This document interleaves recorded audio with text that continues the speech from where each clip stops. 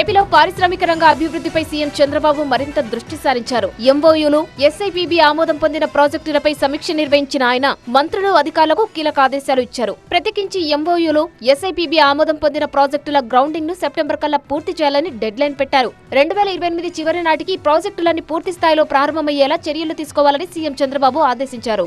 ఇన్వెస్టర్లకు ఎలాంటి ఇబ్బంది లేకుండా సింగిల్ పోర్టల్ ద్వారా సేవలు అందించాలన్నారు. ఆయా భూ కేటాయింపులో టూరిజం ప్రాజెక్టులకే మొదటి ప్రాధాన్యత ఇవ్వాలని స్పష్టం చేశారు. ఇక బాపట్లలోని సూర్యలంక బీచ్ ను గోవా ప్లస్ రేంజ్ లో ఇంటర్నేషనల్ టూరిజం హబ్ గా మార్చేందుకు త్వరలోనే బాపట్ల మాస్టర్ ప్లాన్ రాబోతుందని తెలిపారు. ఈ సందర్భంగా గత 23 నెలల్లో ఏపీకి ఏకంగా 756 ప్రాజెక్టులు, సుమారు 21 లక్షల కోట్ల పెట్టుబడులు వచ్చాయని సీఎం చంద్రబాబు అధికారులకు తెలిపారు. వీటి ద్వారా యువతకు 21 లక్షలకు పైగా ఉద్యోగ అవకాశాలు వస్తాయన్నారు. పెట్టుబడులు కేవలం కాగితాలకే పరిమితం కాకుండా క్షేత్రస్థాయిలో పనులు ప్రారంభించేలా సీఎం చంద్రబాబు చర్యలు తీసుకుంటున్నారు. ఈ క్రమంలోనే ఆయా ప్రాజెక్టుల సేవలు ప్రారంభించేలా నిర్దిష్టమైన టైం లైన్లు ఫిక్స్ చేస్తున్నారు.